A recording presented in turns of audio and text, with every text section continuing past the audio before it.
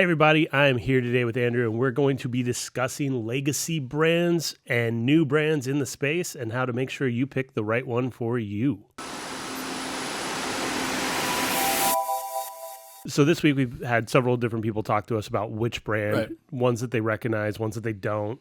There was a time period way back in the day where it was Carrier, created the AC system, right, as we know it today.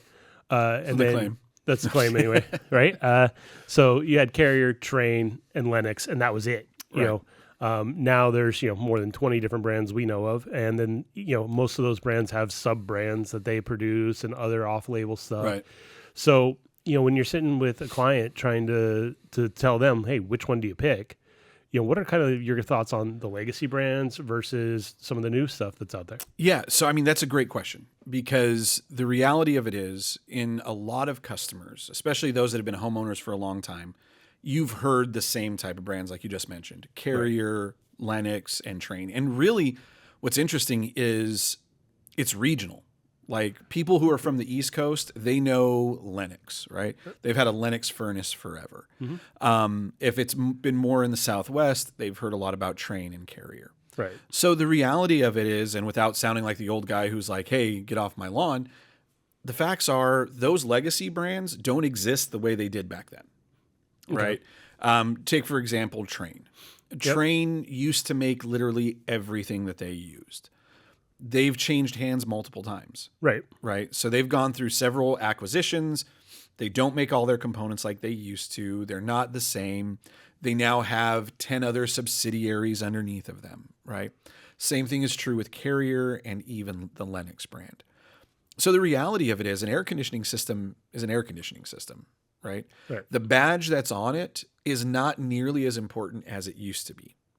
Now, there are some systems out there that we don't recommend to our customers for very specific reasons. Absolutely. Whether it's mechanical issues, warranty concerns, or even just their outdated technology, right? But when it comes down to some of the newer brands, some of the brands that we carry at Fact, TCL, Bosch, things like that, these are new brands that really haven't been on the market very long. And people are kind of getting used to that. How do I determine what to do? Well, and that's a unique point. Those two brands in particular that you mentioned, TCL and Bosch, you're looking at two brands that have big name recognition in perhaps other worlds, right? Bosch between tools, home appliances, obviously this is an appliance, but it's a little different than when you're in your kitchen seeing the beautiful Bosch logos everywhere, right? But still a very world-renowned brand, well-known for its German engineering, all that. And then you have TCL, which is one of the leaders in consumer electronics globally. And you see their TVs everywhere, and they're an NFL sponsor, all that stuff, right? So you have huge brand recognition, but not any form of recognition with ACs. Right. So that's one thing where it's like, okay, how good are they?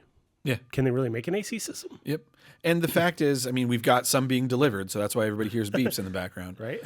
But the fact remains, a lot of the systems today are using the same components, right? They're all getting their control boards, their motors, even the coils on them from roughly the same suppliers.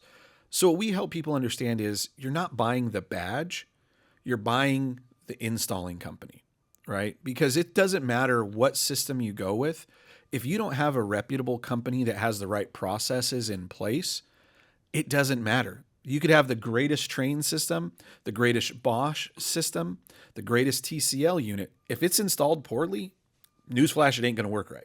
Right. Well, and again, a poor install can cut the life expectancy on a unit by 50%. Exactly. So, I mean, all of a sudden, you just spent a whole bunch of money and you're going to get half the life out of it because the person installing it didn't do it right. Yep. And so that's the first thing is make sure the installing company is doing it the right way.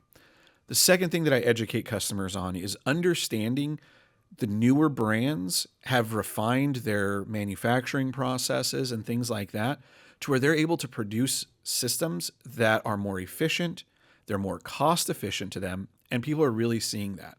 And so really starting to help educate people so that they understand why there's a difference, and ultimately that maybe it might not be what they've heard of before. Let's be honest, nobody had ever heard of a Tesla car before or a Prius before, right? But people are adopting to these new things because they are better made, they're more affordable, and things like that. So really getting down and helping everybody understand to look at that pricing piece and really look at the installation piece helps them and will help them in the long run. Absolutely. Yep.